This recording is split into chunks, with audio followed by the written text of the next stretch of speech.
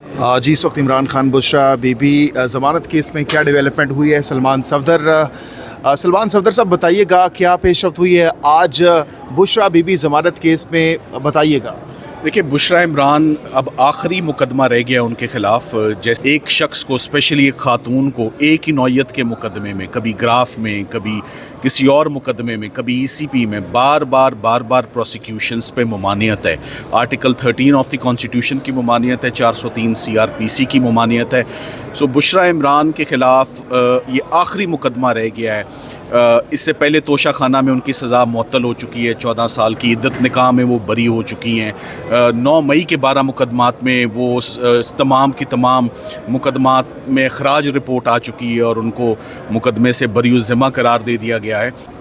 Supreme court की judgements बड़ी वाज़ेह हैं कि ख़वातीन के केसेस में स्पेशल फेवर्स हैं, स्पेशल कंसेशंस हैं, स्पेशल लेटीट्यूड है उनके लिए, और irrespective of the category of the offence और सीरियसनेस ऑफ द ऑफेंस उनको एज ऑफ राइट ज़मानत देनी चाहिए। मगर ये एक ऐसा क्रूशल टाइम आया है जहाँ बुशरा इमरान की ज़मानत का टाइम आया तो इमरान खान साहब की बाकी 2 बहनें भी जो हैं वो ख़वातीन हैं, वो गिरफ्त में ले ली गई हैं।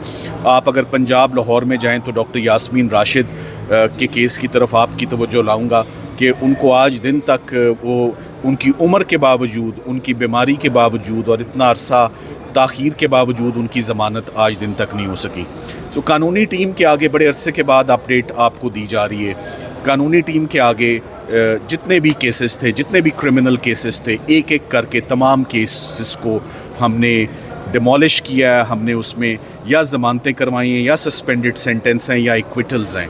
मेरा इशारा फॉरेन फंडिंग केस की तरफ है, जज ज़ेबा के केस की तरफ है, 9 मई के केसेस की तरफ है, इद्दत निकाह के केस की तरफ है, साइफ़र जैसे बड़े केस की तरफ है, तोशा खाना 1 ग्राफ सेट की सज़ा मुअत्तल होने की तरफ है, और अब ये तोशा खाना 2 एक फ़ोटोकॉपी एक बना दी जाती है एक और मुकदमे की।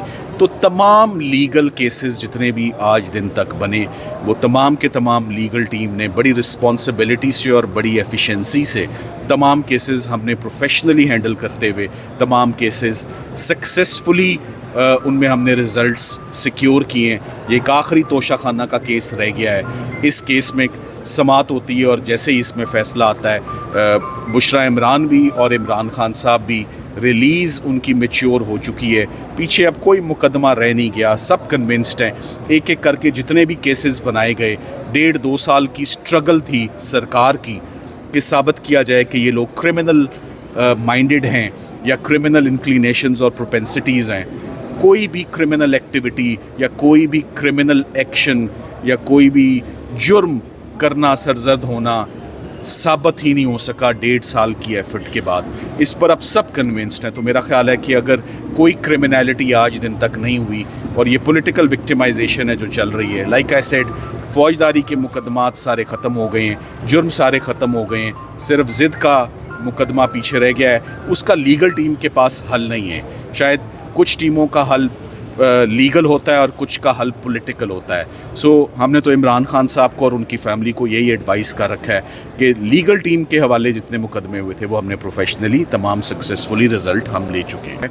सो ये एक आखिरी केस रह गया है जिसमें आज इस वजह से कार्रवाई नहीं हो सकी कि FIA ने अपने स्पेशल प्रोसिक्यूटर्स आज ना भेजने का फ़ैसला किया, जिस पे जज साहब बरहम भी हुए और उन्होंने एक आखिरी मौका दिया उनको कल सुबह पेश होने का कि कल सुबह पार्ट हर्ड है ये केस, आर्ग्यूमेंट्स इसमें रिज्यूम होंगे कल सुबह और कल इसमें इंशाल्लाह फ़ैसला मुतवक्की है। सलमान सफदर साहब, आप समझते हैं कि लिंगर ऑन किया जा रहा है इस केस को, ये हम समझे? जी बिल्कुल। आप देखें कि हर मुकदमे को लिंगर ऑन किया गया, और जो मुझे पहला मेरी प्रैक्टिस से अंदिया और इशारा मिलता है कि कोई केस में रिज़ल्ट अच्छा आने वाला है, उसका पहला इंडिकेशन और साइन होती है कि सरकार उसमें पेश ना हो और सरकार उस केस में मैदान से भागती भी नज़र आए। सो वंस अगेन आज प्रोसिक्यूशन जो है वो पेश नहीं हुई, और स्पेशल प्रोसिक्यूटर्स 2 अपॉइंट हैं, आप उन सबको जानते हैं, मिलते हैं, FIA के फेवरेट लॉयर्स हैं, वो आज नहीं आए। मेरा ख्याल है कल जरूर। मैक्सिमम कितना लिंगर ऑन किया जा सकता है इस केस को? कल सुबह इसका फैसला आ रहा है। जज साहब has made himself very clear, इस पे कोई एडजमेंट कर। लेकिन अगर सर जमानत हो जाती है तो फिर